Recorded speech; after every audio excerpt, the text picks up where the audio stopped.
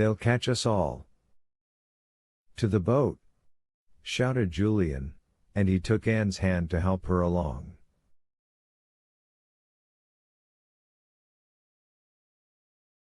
Come along. It's our only chance.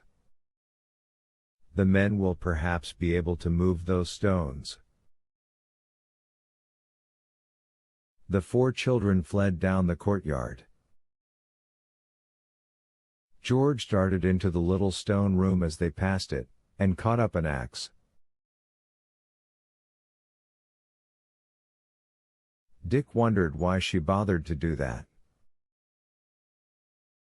Tim dashed along with them, barking madly. They came to the cove. Their own boat lay there without oars. The motorboat was there too. George jumped into it and gave a yell of delight. Here are our oars, she shouted. Take them, Julian, I've got a job to do here. Get the boat down to the water, quick.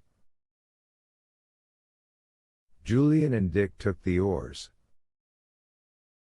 Then they dragged their boat down to the water, wondering what George was doing. All kinds of crashing sounds came from the motorboat. George! George! Buck up! The men are out! Suddenly yelled Julian. He had seen the 3 men running to the cliff that led down to the cove. George leapt out of the motorboat and joined the others. They pushed their boat out onto the water, and George took the oars at once, pulling for all she was worth.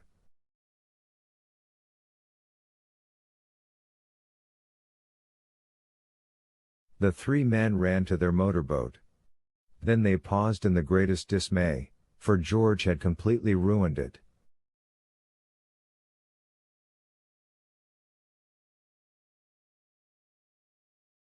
She had chopped wildly with her axe at all the machinery she could see, and now the boat could not possibly be started.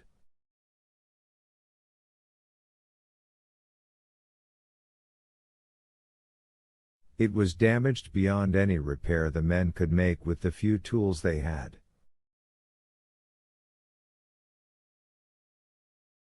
You wicked girl! Yelled Jake, shaking his fist at George.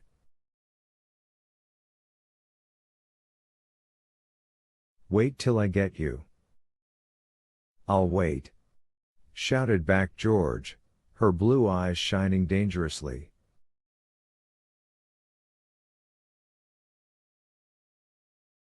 And you can wait too. You won't be able to leave my island now. Chapter 17 The End of the Great Adventure. Contents, Prev. The 3 men stood at the edge of the sea, watching George pull away strongly from the shore.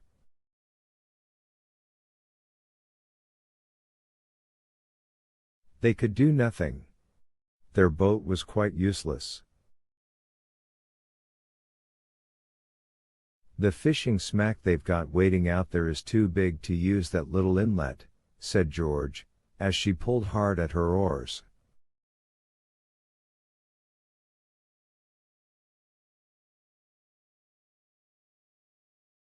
They'll have to stay there till someone goes in with a boat. I guess they're as wild as can be.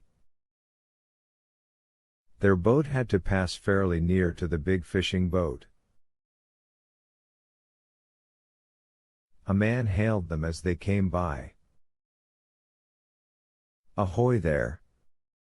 Have you come from Kieran Island? Don't answer, said George. Don't say a word.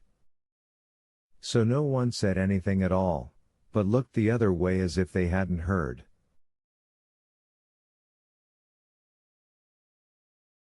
"Ahoy there!" yelled the man, angrily. "Are you deaf? Have you come from the island?" Still the children said nothing at all, but looked away while George rowed steadily.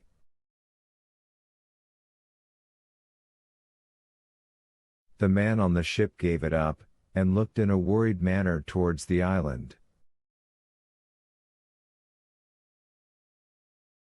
He felt sure the children had come from there, and he knew enough of his comrades' adventures to wonder if everything was right on the island.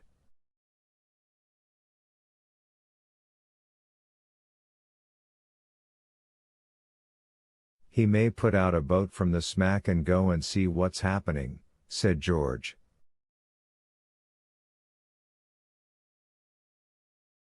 "Well, he can't do much except take the men off, with a few ingots.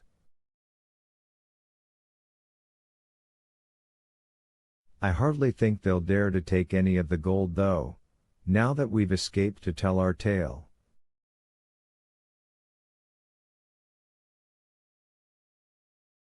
Julian looked behind at the ship.